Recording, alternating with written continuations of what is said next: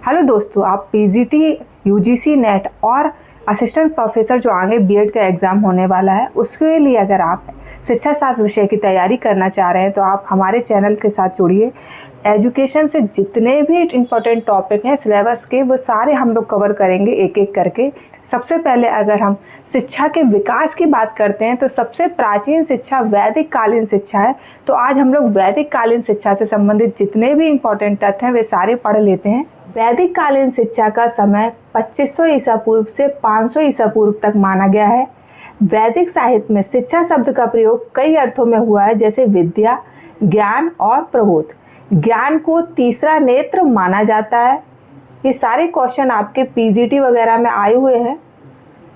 वैदिक काल में शिक्षा सार्वजनिक थी, स्त्री और पुरुष दोनों को ही शिक्षा का अधिकार था। वैदिक कालीन शिक्षा की विशेषताएं हम लोग देख लेते हैं। वैदिक कालीन शिक्षा बाहरी नियंत्रण से पूरी तरह मुक्त थी। राजा इनमें अपना दान वगैरह तो देते थे, लेकिन राजा इस शिक्षा में या गुरुकुलों में कोई भी हस्तक्षेप नहीं करते थे। वैदिक कालीन शिक्षा सार्वभौमिक और निःशुल्क थी। जो छात्र पढ़ने जाते थे गुरुकुल में उनसे किसी भी तरह का शुल्क नहीं लिया जाता था।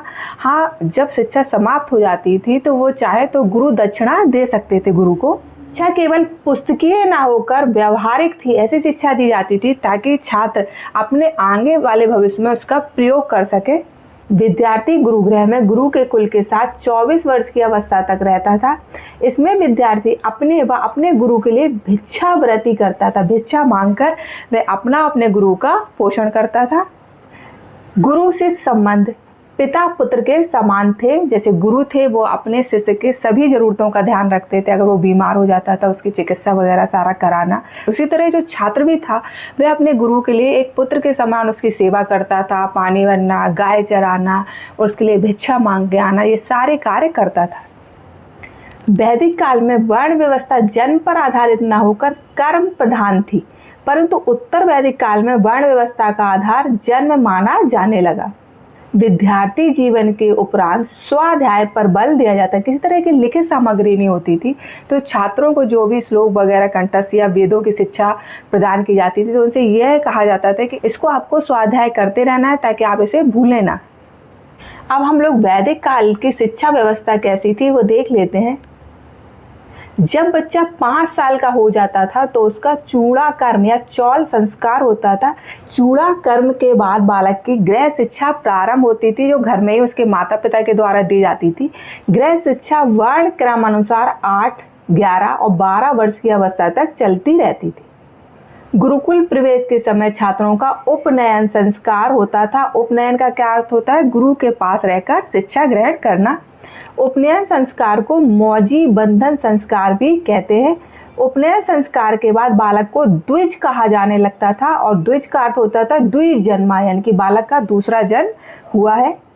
उपनयन संस्कार की आयु ब्राह्मण के लिए 8 वर्ष होती थी, क्षत्रिय के लिए 11 वर्ष होती थी और वैश्य के लिए 12 वर्ष होती थी। शूद्रों का उपनयन संस्कार नहीं होता था। शूद्रों को वैदिक काल में शिक्षा का अधिकार नहीं था। उपनयन के बाद बालक ब्रह्मचारी या अंतेवासी कहलाने लगता था। वैदिक कालीन पाठ्यक्रम 2 प्रकार का होता था। एक होती थी पराविद्या जो आध्यात्मिकता से संबंधित थी। इसके अंतर्गत वेद, वेदांग, उपनिषद, पुराण, दर्शन और नीति शास्त्र आदि विषय पढ़ाए जाते थे। दूसरी होती थी अपराविद्या जो लौकिक जीवन या भौतिक जीवन से संबंधित थी। इसके अंतर्गत इतिहास, ज्योतिष, गणित, भौतिक शास्त्र, प्राणी शास्त्र, भूगर्भ विद्या, तर्कशास्त्र आदि विषय पढ़ाए जाते थे। वैदिक कालीन शिक्षण विधि मौखिक थी। इस काल में पढ़ने की 3 विधियां प्रचलित थीं: श्रवण, मनन और निधिध्यासन। श्रवण मतलब क्या होता है? सुनना। मनन मीन्स होता है चिंतन करना और निधिध्यासन का मतलब होता है कि उसे व्यवहार में प्रयोग करना। वैदिक काल में शिक्षा व्यक्तिगत थी। इस काल में शिक्षा की अवधि 12 वर्ष थी। प्राय 24 वर्ष की आयु तक विद्यार्थी शिक्षा प्राप्त कर लेते थे। जैसा कि आपको पता ही है कि वैदिक काल में वेदों का अध्ययन कराया जाता था और वेदों की संख्या 4 है: ऋग्वेद, सामवेद, यजुर्वेद और अथर्ववेद। तो वैदिक काल में एक वेद के अध्ययन में 12 वर्ष का समय लगता था और चारों वेदों के अध्ययन में 48 वर्ष का समय लग जाता था। एक वेद को ज्ञाता को स्नातक कहा जाता था। 2 वेद के ज्ञाता को वसु कहा जाता था। 3 वेद के ज्ञाता को रुद्र कहा जाता था और चारों वेद के ज्ञाता को आदित्य कहा जाता था। वैदिक काल में शिक्षण सत्र 6 मास का होता था, परंतु उत्तर वैदिक काल में शिक्षण सत्र आपका 12 मास का होने लगा। जब नया शिक्षण सत्र प्रारंभ होता था तो वो श्रवण मास की पूर्णिमा को उपाकर्म समारोह से प्रारंभ होता था, और जब शिक्षण सत्र समाप्त होता था तो वो पौष मास की पूर्णिमा को उत्सर्जन समारोह के साथ समाप्त होता था। मौखिक परीक्षाएं होती थी, लिखित परीक्षाओं का आयोजन नहीं होता था, ना ही किसी तरह की उपाधियां प्रदान की जाती थी। वैदिक काल में शिक्षा का माध्यम क्या था? संस्कृत भाषा थी। शिक्षण समाप्ति पर समापवर्तन संस्कार होता था। समापवर्तन का अर्थ होता था घर लौट जाना। इस संस्कार के बाद विद्यार्थी स्नातक कहलाता था। वैदिक काल में कौन कौन सी शिक्षण संस्थाएं होती थी? पहला तो गुरुकुल, फिर ऋषि आश्रम, चरण। वेदों की विभिन्न आकृतियों को शाखा कहा जाता था और शाखा से संबंधित शिक्षण संस्थान को चरण कहते थे। परिषद, परिषद का अभिप्राय विद्वानों की सभा थी और परिषद में 10 सदस्य होते थे। सम्मेलन, राजा महाराजा विभिन्न विद्वानों को अपने दरबार में धार्मिक विषयों पर शास्त्रार्थ करने के लिए आमंत्रित करते थे, जिसे सम्मेलन कहा जाता था। परिव्राजकाचार, कुछ आचार भ्रमण करते हुए विद्या का प्रसार करते थे, उन्हें परिव्राजक कहते थे।